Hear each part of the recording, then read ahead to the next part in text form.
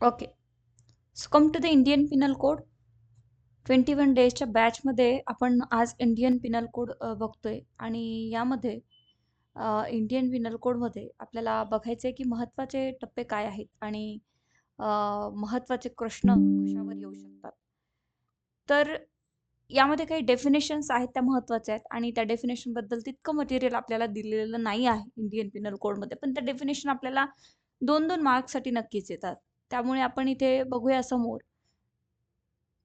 Section 6 मध्ये general एक्सप्लेनेशनमध्ये सगळ्यात आधीची डेफिनेशन जी आहे ती येऊ शकते आपल्याला जजवर, की डिफाईन जज इन अ शॉर्ट नोट्स आपल्याला ते येऊ शकतं. त्यामुळे जजवर तुम्ही चांगल्या प्रकारे प्रश्न शॉर्ट नोट्सचा तयार करू शकता. सॉरी, जजवर. ठीक आहे. त्यानंतर कोर्ट ऑफ जस्टिस वगैरे तेवढं काही येणार नाही. But wrongful gain and wrongful restraint, wrongful gain and wrongful लॉसवर तुम्हाला मात्र नक्कीच प्रश्न येण्याची शक्यता आहे. त्यामुळे हे तुम्हाला व्यवस्थित करणं गरजेचं आहे. त्यानंतर डिसऑनेस्टली येऊ शकतं, फ्रॉडुलंटली येऊ शकतं, काउंटरफीट येऊ शकतं, डॉक्युमेंट येऊ शकतं, व्हॅल्युएबल सिक्युरिटी येऊ शकतं, विल येऊ शकतं. हे सगळं तुम्ही नोट डाउन करून घ्यायचं आहे. अँड त्याच्यानंतर ओमिशन येऊ शकतं आणि त्याच्यानंतर पुढे जर आलो आपण तर यामध्ये व्हॉलंटरीली येऊ शकतं, ऑफेन्स येऊ शकतं, इल्लीगली येऊ शकतं किंवा इल्लीगल येऊ शकतं, इंजुरी येऊ शकतं. त्यानंतर गुड फेथ आणि हॉर्बर ह्या एवढ्या डेफिनेशन आपल्याला करणे गरजेचं आहे. म्हणजे हा जो डेफिनेशन क्लॉज आहे, तुम्हाला मी एवढं जर मेन्शन करून दिलं आणि हे जर तुम्ही कंप्लीट केलं असेल, तर डेफिनेटली याच्यातनं तुम्हाला 1-2 मार्काचा सिलेबस नक्कीच तुम्हाला उतरणार आहे. सो तुमचे 2 मार्काचं सुटणार नाही जर एवढा तुम्ही याच्यामधनं अभ्यास केला तर. जर तुमचं व्हॉलंटरीली किंवा इल्लीगल, लीगल हे सगळं जर झालं असेल, जे मी आता इथे तुम्हाला मार्क करून दिलेले आहेत, तेवढ्यामध्ये तुम्हाला करायचं आहे.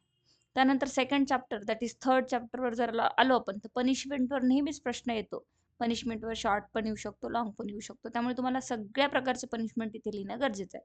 मग पनिशमेंट इथून सुरू होतात आपल्या आणि मग इथे सॉलिटरी कन्फाइनमेंट पर्यंत त्या 75 मध्ये बंद होतात. यामध्ये शॉर्ट नोट्स सेपरेटली सॉलिटरी कन्फाइनमेंटवर पण येऊ शकते किंवा इथे 64 63 पासून फाईनवर पण येऊ शकते. तर ह्या फाईन वर किंवा सॉलिटरी कन्फाइनमेंटवरही प्रश्न बनू शकतो आणि कंप्लीटली पनिशमेंट्सवरही प्रश्न बनू शकतो. सो प्लीज चांगल्या प्रकारे या प्रश्नाला तुम्हाला प्रिपेअर करायचं आहे आणि त्या प्रश्नाचे उत्तर तुम्हाला इथे अ, तयार करायची आहे. त्यानंतर जनरल एक्सेप्शन्समध्ये जर गेलो आपण, तर जनरल एक्सेप्शनमध्ये ॲज इट इज प्रश्न लाँगमध्ये येतो. नेहमीच येतो. त्यामुळे जनरल एक्सेप्शन्स तुम्हाला पूर्ण करायचे आहे आणि ते डिव्हाईड करून तुम्हाला right to private defence 96 two 106 पर्यंत तुम्हाला डिव्हाईड करून R P D right to private defence सुद्धा तुम्हाला प्रॉपरली करायचं आहे. त्यानंतर अबेटमेंटवर ॲज इट इज प्रश्न येऊ शकतो. Explain abetment. तर डेफिनेटली तुम्हाला अबेटार, अबेटमेंट हे सगळं कंप्लीट करायचं आहे.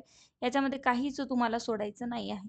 So now moves toward the next that is criminal कॉन्स्पिरसीवर ॲज इट इज क्वेश्चन येऊ शकतो. सो डेफिनेटली क्रिमिनल कॉन्स्पिरसी सुद्धा तुम्हाला करणे गरजेचं आहे. त्यानंतर ऑफेन्स अगेन्स्ट स्टेट कधीही प्रश्न आलेला नाही. त्यामुळे मी तुम्हाला रिकमेंड आताच त्या करणार नाही की ऑफेन्सेस अगेन्स्ट स्टेट करा. तुम्हाला करायचं असेल तर वेळ असेल तर एकदा वाचून घेऊ शकता तुम्ही सेक्शन्स, बट आतापर्यंत प्रश्न कधी आलेला नाही आहे. Offences relating to the army, navy and air force कधी आलेला नाही आहे प्रश्न, त्यामुळे तुम्ही स्किप करू शकता. त्यानंतर ऑफेन्सेस अगेन्स्ट द पब्लिक ट्रान्क्विलिटी, असं डायरेक्टली पब्लिक ट्रान्क्विलिटी असं येत नाही. याच्यामध्ये अनलॉफुल असेंब्लीवर तुम्हाला येऊ शकतं. त्यानंतर तुम्हाला शॉर्ट नोट तुम्हाला रायटिंगवर येऊ शकतं. हे बघा रायटिंग इथे दिलेली आहे. इथनं एक प्रश्न तयार होतो. Question number 1, question number 2. त्यानंतर तुम्हाला समोर गेलात तर तुम्ही ते 53 समोर या, सॉरी, आफ्रे याच्यावर सुद्धा शॉर्ट नोट्सला तुम्हाला येऊ शकतो. म्हणजे अनलॉफुल असेंब्लीच्या चॅप्टरमधनं तुम्हाला क्वेश्चन्स 3 ची लिस्ट बनती आहे. हे तिन्ही क्वेश्चन तुम्हाला प्रॉपरली करायचे आहेत. त्यानंतर रिलेटिंग टू पब्लिक सर्वंट जवळपास तरी हे प्रश्न कधी येत नाही. त्यामुळे इथे मी तुम्हाला रिकमेंड करणार नाही की मेन्स एक्झामिनेशनसाठी इथे तुम्ही वेळ वाया घालवावा. त्यानंतर पुढे तुम्ही जाऊ शकता that is offences relating to the election. येत नाही, बट यावेळेस सध्या इलेक्शनचं वातावरण होतं. त्यामुळे तुम्ही ब्रायबरी आणि एवढं फक्त तुम्ही शॉर्ट नोटला करून ठेवा. म्हणजे होऊ शकतं, येऊ शकतं कारण इलेक्शनचं वातावरण होतं थोडं, त्यामुळे माइंडमध्ये इलेक्शन आहे. त्यानंतर कंटेम्प्ट्स ऑफ लॉफुल ऑथॉरिटी. यामधनं प्रश्न येत नाही. बट 177 जो सेक्शन आहे फाल्स इन्फॉर्मेशनचा येऊ शकतं यावर. बाकी इथे काही प्रश्न बनत नाहीत सगळे. सो 177 शॉर्ट नोटला तुम्हाला येण्याची शक्यता त्यामुळे तुम्ही करू शकता किंवा fabricating a false information and furnishing a false इन्फॉर्मेशनमध्ये डिफरन्शिएट बिटवीन सुद्धा तुम्हाला येऊ शकतं. त्यानंतर फाल्स फाल्स एव्हिडन्सेस आणि पब्लिक तर डेफिनेटली 151 सेपरेटली विचारू शकतात किंवा 191 आणि 192 मधला फरक म्हणजेच डिफरन्शिएट बिटवीन ही विचारू शकतात. त्यामुळे 191 ते 93 पर्यंत तरी तुम्ही हे 3 सेक्शन्स करून ठेवा, म्हणजे याच्यावर तुमच्या प्रश्नाची तयारी होईल. त्यानंतर बाकी इकडे काही रीड करण्याची अजिबातच गरज नाही असं मला वाटतं. त्यानंतर कॉइन वगैरे याच्यावर कुठल्याही प्रकारे प्रश्न येत नसतात. So you can skip this chapter under the Indian penal code. Offences relating to weights and measures completely थोडंफार चान्सेस 99% कमी असतात येण्याचे. बट येऊ शकतं त्यामुळे एकदा रीड आउट करून घ्या सेक्शन्स. वाया जाणार नाही. Offences which is affecting the public safety yes definitely येतात. पब्लिक न्यूसन्स येतो. त्याच्यानंतर पब्लिक न्यूसन्स काय आहे जर वाटलं तर सगळे सेक्शन करा किंवा पब्लिक न्यूसन्स शॉर्टसाठी तुम्ही करून ठेवू शकता. त्यानंतर बाकी पुढे जर आपण आलो तर आय-पी-सीमध्ये ऑफेन्सेस अफेक्टिंग द रिलिजन एवढा चॅप्टर वाचून ठेवा एकदा. चान्सेस कमी आहेत, पण येऊ शकतात. ऑफेन्सेस अफेक्टिंग द ह्युमन बॉडीमध्ये कल्पेबल होमिसाईड आणि मर्डर तुम्हाला चांगल्या प्रकारे करायचं आहे. दोन्हीमधले डिफरन्शिएट सुद्धा करावं लागेल आणि दोन्हीमध्ये when culpable homicide amounts to murder and when culpable homicide not amounts to murder हे तुम्हाला येऊ शकतं. त्यानंतर हे सगळे मर्डरचे सेक्शन्स आहेत. त्यानंतर ते सेपरेटली जर बघितलं तर कॉझिंग डेथ बाय निग्लिजन्स हे तुम्हाला जजमेंटसाठी कामाला येऊ शकतं किंवा तुम्हाला शॉर्ट नोट सुद्धा याच्यावर येऊ शकते. त्यानंतर 304 बी दॅट इज डॉवरी डेथवर सुद्धा शॉर्ट नोट येऊ शकतो किंवा एस सुद्धा याच्यावर येण्याची शक्यता असते. त्यानंतर abetment of suicide, abetment of suicide, attempts to murder, thug या एवढे सेक्शन्स तुम्हाला करायला हरकत नाही. 299 ते 311 त्यामध्ये प्रश्न उतरतात. कॉझिंग मिसकॅरेजवर आतापर्यंत प्रश्न आलेला नाही, त्यामुळे इतकं काही मला आवश्यक वाटत नाही. बट एस-एचे चान्सेस आहे आता विमेन्स रिलेटिंग एस येणारा. कारण इथे क्रिमिनल लॉमध्ये सुद्धा अमेंडमेंट होऊन विमेन्सचे जे लॉ आहे ते सेपरेट केलेले आहे. त्यामुळे याचे हे प्रोव्हिजन्स थोडे वाचून ठेवा. यामुळे काय होईल, की तुम्हाला एस्सेमध्ये ते प्रोव्हिजन्स मेन्शन करता येईल. हर्ट आणि ग्रीव्हस हर्टची तुम्ही डिफरन्शिएट बिटवीनची तयारी करून ठेवा आणि हर्ट आणि ग्रीव्हस हर्टची तुम्हाला शॉर्ट नोट सुद्धा साठी सुद्धा व्हॉलंटरी कॉझिंग अ हर्ट किंवा व्हॉलंटरी कॉझिंग अ ग्रीव्हस हर्टची तयारी तुम्हाला ठेवावी लागणार आहे. ते डेफिनेटली येतच. रॉंगफुल रेस्ट्रेंट, रॉंगफुल कन्फाइनमेंट डिफरन्शिएट बिटवीन याच्यामध्ये येतं. त्यानंतर रॉंगफुल रेस्ट्रेंटवर शॉर्ट नोट किंवा रॉंगफुल कन्फाइनमेंटवर शॉर्ट नोट सुद्धा येऊ शकते. त्यामुळे प्लीज याला स्किप अजिबातच करायचं नाही आहे आणि चांगल्या प्रकारे प्रिपेअर करायचं आहे. म्हणजे शॉर्ट नोट आली तरी तुम्हाला लिहिता आली पाहिजे आणि लाँग नोट्स तुम्हाला आली तरीही लिहिता आली पाहिजे. Criminal force and assault definitely याच्यामध्ये तुम्हाला डिफरन्शिएट बिटवीन येऊ शकतात. त्यामुळे ते प्रॉपरली करा. फोर्स नाही बट क्रिमिनल फोर्सवर तुम्हाला शॉर्ट नोट येऊ शकते. असॉल्टवर शॉर्ट नोट येऊ शकते. ओव्हॅरिझम स्टाकिंगवर येऊ शकते. ओव्हॅरिझमवर वगैरे येत नाही. त्यामुळे स्टॉकिंग सुद्धा शॉर्ट नोटसाठी तुम्हाला करून ठेवणे गरजेचे आहे. त्यानंतर आपण जर पुढे आलो तर kidnapping, abduction, slavery and force labour इथे 4 ऑफेन्सेस बद्दल आपल्याला यांनी सांगितलेलं आहे. तर यामध्ये आपण किडनॅपिंग तुम्हाला करणं गरजेचं आहे. अबडक्शनसाठीही येऊ शकतं. त्यानंतर स्लॅव्हरी अँड लेबर याच्यासाठीही येऊ शकतं. स्लॅव्हरीवर एस-एची थोडी तयारी करणं हरकत नाही. जर तुम्हाला वाटत असेल तर तुम्ही करू शकता. किडनॅपिंग झाल्यानंतर रेप आहे. मॅरिटल रेपच्या एसेमध्ये तुम्ही सेक्शन्स यूज करू शकतात. बट यातनं कुठल्याही प्रकारे प्रश्न बेसिकली आपल्याला विचारत नाही. सेक्शुअल ऑफेन्सेसवर तसं पाहिलं तर एक्झाम्समध्ये फार कमी विचारलं जातं. त्यामुळे याची अपेक्षा करू नका की यामधनं प्रश्न येईल. तुम्ही स्किप पण करू शकता. बट एसे जर आला तर तुम्हाला हे प्रोव्हिजन्स मेन्शन करावे लागतात. Like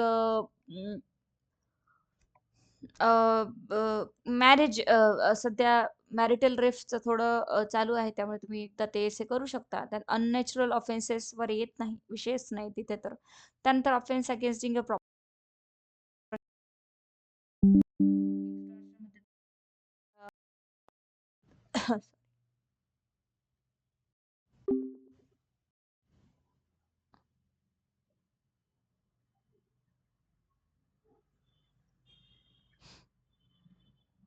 okay. सो त्याच्यानंतर तुम्हाला ऑफेन्सेस अगेन्स्ट द प्रॉपर्टी मध्ये थेफ्टवर येऊ शकतं. थेफ्ट जर आलं तर तुम्हाला हे 5ही सेक्शन्स 6ही सेक्शन्स 5 सेक्शन लिहायचे आहे. त्यानंतर त्याच्यामध्ये डिफरन्शिएट बिटवीन एक्स्टॉर्शन करायचे. एक्स्टॉर्शनवर सुद्धा तुम्हाला शॉर्ट नोट तयार करायची आहे. रॉबरी अँड डकेती सुद्धा तुम्हाला करायचं आहे. Robbery when theft is robbery, when extortion is robbery हे सगळं तुम्हाला करणं गरजेचं आहे. त्यानंतर पुढे जर आलो आपण तर क्रिमिनल मिसअप्रोप्रिएशन प्रॉपर्टी याच्यामध्ये हे 403, 404 करा. त्याच्यानंतर हे सगळे सेक्शन क्रिमिनल ब्रीच ऑफ ट्रस्टचेही करणं गरजेचं आहे. रिसिव्हिंग अ स्टोलन प्रॉपर्टी यस आणि चीटिंग सुद्धा तुम्हाला करणे गरजेचे आहे. इकडे जास्त सोडता येत नाही आपल्याला हे सगळे फ्रॉडुलंट डीड हे काही गरजेचं नाही. त्याच्यानंतर मिसचिप तुम्हाला करणं गरजेचं आहे. मिसचिप नंतर क्रिमिनल ट्रेसपास करणे गरजेचं आहे. अजिबातच स्किप करू नका क्रिमिनल ट्रेसपास. त्यानंतर तुम्हाला करन्सी नोट्स, बँक नोट येत नाही, यू कॅन स्किप इट. त्यानंतर offences relating to the marriage गरज नाही, बट एसे आला तर मेन्शन करावे लागणार आहे. क्रुएल्टी बाय हजबंड रिलेशन्स येऊ शकतं एसे वगैरे, तर प्लीज रीड आउट करा एकदा. डिफॉर्मेशनवर ॲज इट इज क्वेश्चन येतो, त्यामुळे प्लीज त्याला रीड आउट करा आणि चांगल्या प्रकारे तयारी करा. Criminal intimidation, insult and annoyance, criminal इंटिमिडेशनवर ॲज इट इज प्रश्न येतो, बाकी वाचायची गरज नाही आहे. डेफिनेशन केली आणि 1-2 सेक्शन पनिशमेंटचे गेले तरी मोर दॅन सफिशियंट आहे. कमिट ऑफेन्स 511 वर ॲज इट इज क्वेश्चन बनू शकतो short note, so you can read out the same. So आपल्याला इथे एवढा सिलेबस इंडियन पिनल कोडमधून करायचा आहे. बाकी आता इथून पुढे गेलात तुम्ही तर तुम्हाला वाटेल मॅडम इंजुरीवर तर इथे इतकं छोटं दिलेलं आहे. इंजुरीमध्ये 2-3च तुम्हाला पॉइंट सांगितले आहेत. येस, तुम्हाला इंजुरीमधून जर कमी दिली असेल तर तुम्हाला गुगल करणे गरजेचं आहे. 21 मध्ये पब्लिक सर्व्हंटवर नेहमी प्रश्न येतो, पण ॲज इट इज मटेरियल याच्यामध्ये दिलं आहे, तर तुम्ही गरज नाही आहे त्याला कंप्लीटली तुम्हाला दुसरीकडे मटेरियल शोधण्याची. ते तुम्ही एवढंच सफिशियंट आहे तुमच्यासाठी लिहिणं. त्यानंतर रॉंगफुल गेन, रॉंगफुल लॉस हे सगळं तुम्हाला करणे गरजेचं आहे. आता आय-पी-सी शिकवायला गेलं तर तसं खूप मोठं आहे. शॉर्ट नोट्समध्ये मी शॉर्ट ॲक्ट्स होते तेव्हा मी तुम्हाला थोडंफार शिकवलं सुद्धा. पण आय-पी-सी शिकवू शकत नाही आपण. त्यामुळे आपल्याला इथे डायरेक्टली शिकवता येणार नाही. पण ह्या डेफिनेशन जेवढं मी तुम्हाला सांगितलं हे तुम्हाला करणं गरजेचं आहे आणि that is very, very important की ते करा आणि प्रॉपरली त्याचा तुम्हाला बेनिफिट घ्यायचा आहे. So this is your Indian Pinal codes lecture की इतका सिलेबस तुम्हाला याच्यामधनं करणं गरजेचं आहे. काहीही अडचण आली तर तुम्ही मला कॉल करून विचारू शकता. एखादे नोट्स किंवा कुठे काही अडचण असेल तर डेफिनेटली विचारा.